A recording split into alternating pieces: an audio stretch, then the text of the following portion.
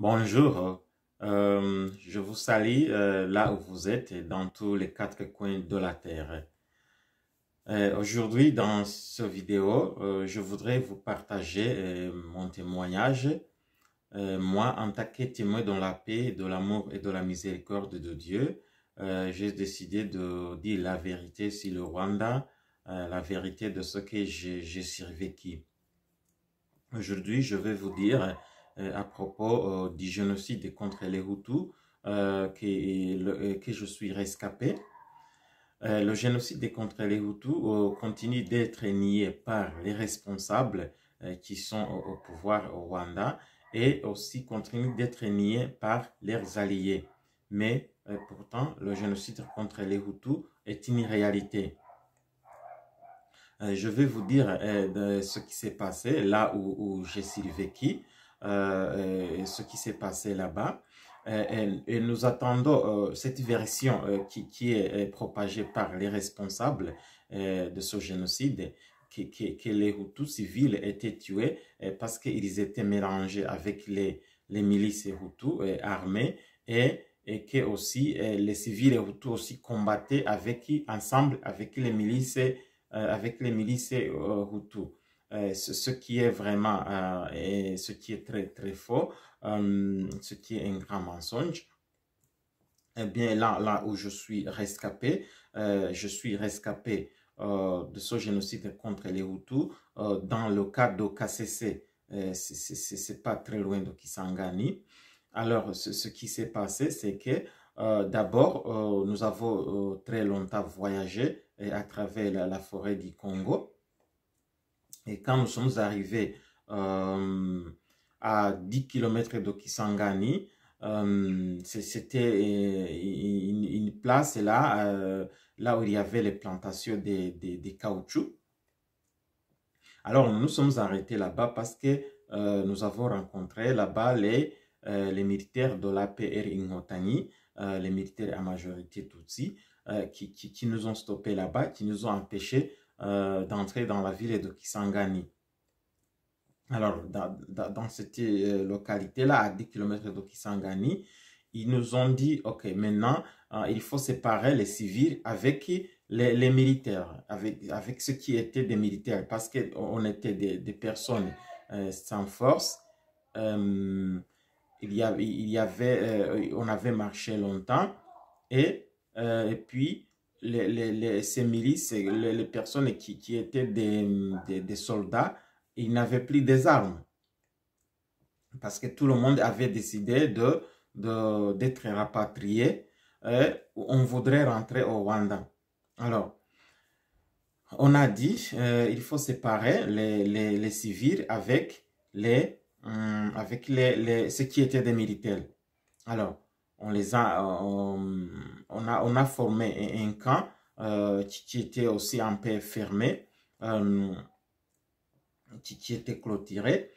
Ceux qui étaient des militaires sont commencés à aller là-bas parce qu'on les disait, voilà, nous allons vous retourner dans l'armée, on va encore vous engager dans l'armée et vous allez continuer la guerre avec nous. C'était la guerre du Congo. Alors, tous ceux qui étaient des militaires sont partis. Donc, on les a mis dans ce camp. Et nous, les civils, on nous a dit de partir dans un autre camp, plus loin de ce camp. À cet endroit, je me rappelle aussi, c'est certaines des personnes politiques aussi ont été appelés par ces militaires. Je me rappelle de Kagimba Ngabo, qui était le préfet de Kyangougou. On l'a pris aussi et il est parti. Et depuis ce jour-là, il a disparu. On ne sait plus ce qui s'est passé à lui.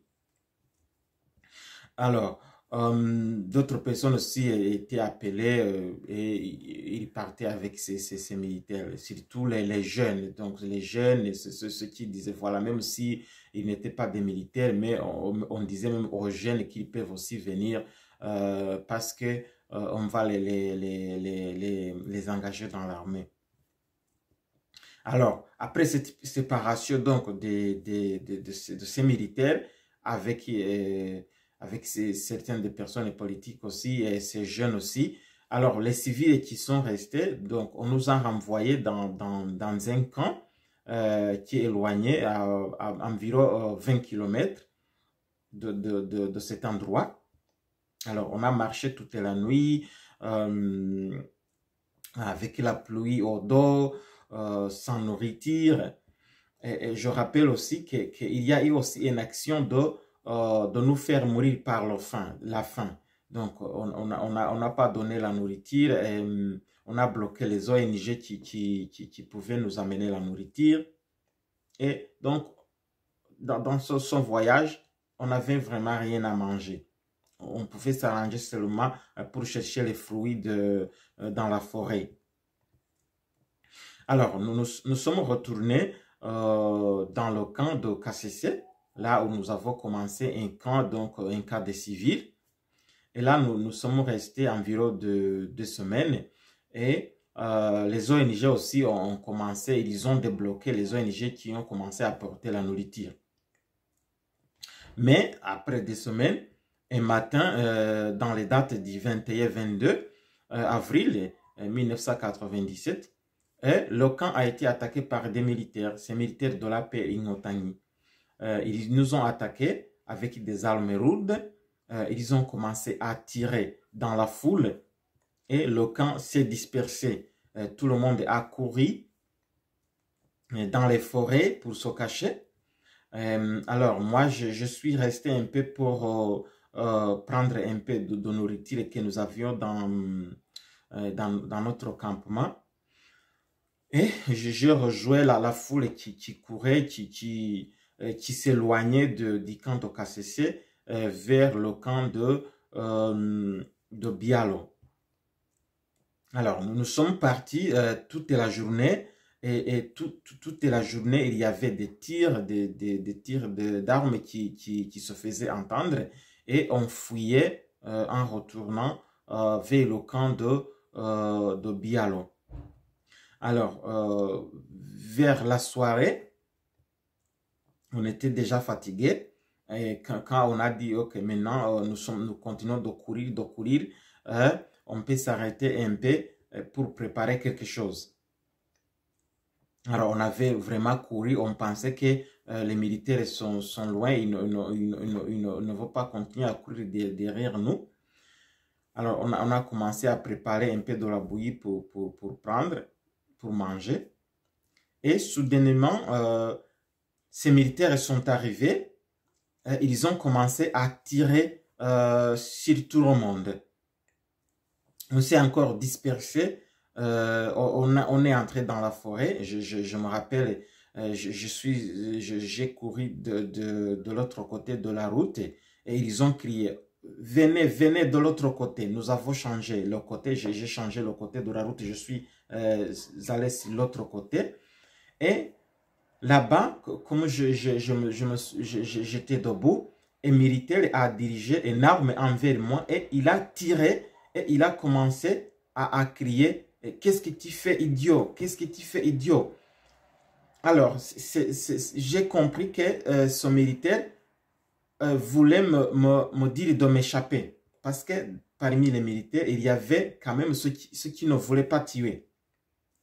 Alors, j'ai dormi à terre et quand j'ai dormi à terre, d'autres militaires sont arrivés et ils ont commencé aussi à tirer sur nous,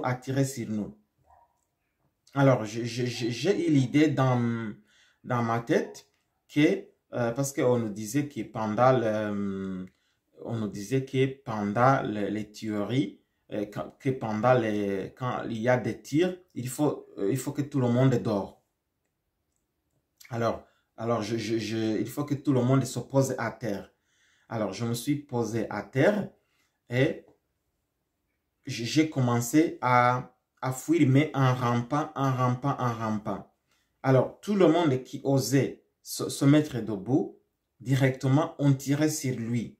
Parce qu'après ce militaire qui voulait me dire « fuis », après, quand il a tiré, les autres aussi sont arrivés. Alors, ceux qui voulaient tirer les gens sont directement arrivés et ils ont commencé à tirer sur nous. À côté de nous, de moi, j'ai trouvé une femme dont le sang coulait. J'ai trouvé des enfants qui tombaient. Alors, je me suis dit, voilà, maintenant c'est difficile, ils veulent nous tuer. Avant, j'avais pensé que ils tirent parce qu'ils cherchent des militaires entre nous. Mais ce n'était pas le cas, ils tiraient sur tout le monde. Alors, j'ai commencé à courir dans la forêt, j'ai couru dans la forêt, j'ai couru dans la forêt. Et par chance, donc j'ai couru en rampant, c'est pas parce que quelqu'un qui se mettait debout, on le tirait. Donc, j'ai continué en rampant. Alors, arrivé vraiment loin, je me suis mis debout et j'ai couru. Alors, après quelques heures, la nuit est tombée et j'ai échappé comme ça ce jour. Alors, je suis resté au fond de la forêt avec d'autres personnes qui étaient rescapées. Et plus tard aussi, je me suis retrouvé avec mon oncle qui m'a raconté comment mon frère a été tué. Alors, mon frère, comment il a été tué, de ce que mon oncle m'a raconté, c'est que ces militaires de la Périmontagnie sont arrivés dans le groupe et ils ont commencé à tirer un à un. Ils ont commencé à tirer un à un. Ils demandaient à chacun de prêter son oreille et il tirait dans l'oreille. Alors, voyant cela, mon oncle, lui, il a sauté et il a couru et il les a échappés. Et c'est lui qui m'a raconté donc le carvel de mon petit frère. Alors, après quelques jours, là au fond de la forêt, après une semaine, nous avons appris que les militaires ne sont plus en train de tuer parce que les ONG avaient crié et les avaient demandé d'arrêter de tuer les civils. Et ils ont accepté de ne pas continuer à tuer. Alors, nous avons reçu l'information qu'il faut sortir de la forêt et qu'il faut retourner au camp. Alors, j'ai sorti avec notre groupe de Rwandais et directement quand nous sommes arrivés sur la route, nous sommes tombés dans le groupe de ces militaires. Mais par chance, ils ne nous ont pas tués parce qu'ils avaient laissé cet ordre de ne pas tuer, mais ils nous ont demandé de l'argent. Ils nous ont demandé de l'argent. Ils ont dit, ok, si vous avez de l'argent, vous pouvez nous donner de l'argent. Alors, j'avais un peu de billets d'argent que ma mère m'avait donné et je les ai donné de l'argent. Après, ils nous ont, au lieu de nous orienter dans le camp, ils nous ont orientés dans un mauvais chemin pour que nous allons nous perdre dans la forêt. Alors, nous avons suivi le chemin qu'ils nous avaient montré, mais après quelques instants, nous sommes rendus compte qu'ils nous ont trompés, qu'ils voulaient qu'on se perde dans la forêt pour qu'on meure dans la forêt par la faim. Alors, nous nous sommes donné conseil qu'il faut arrêter de continuer le chemin qu'ils nous avaient montré, mais plutôt qu'il faut chercher comment rejoindre le camp. Alors, nous nous sommes glissés dans la forêt et là, nous sommes restés pendant une nuit. Et le matin, nous avons fait le nécessaire pour que nous-mêmes nous retrouvions le chemin pour rejoindre le camp. Alors, le camp se formait à Bialo, donc parce que la KCC a été détruit. Alors, le camp qui se formait à Bialo, donc, alors on commençait à rapatrier les personnes par le train et puis par avion jusqu'au Rwanda. Alors, c'est comme ça, en rejoignant ce camp de Bialo, là-bas, j'ai trouvé mon père avec 3 de mes sœurs et 2 de mes frères aussi. Et nous avons décidé de rentrer d'abord, mes deux frères sont partis. Et puis, je les ai rejoints aussi à Kisangani. Et puis, les ONG nous ont pris l'avion pour retourner au Rwanda. Voilà, ça, c'est la première partie de mon témoignage. Comment j'ai été, comment je suis rescapé du génocide contre les Hutus. Merci beaucoup. La prochaine fois, je vous donnerai la deuxième partie. Merci beaucoup. À la prochaine.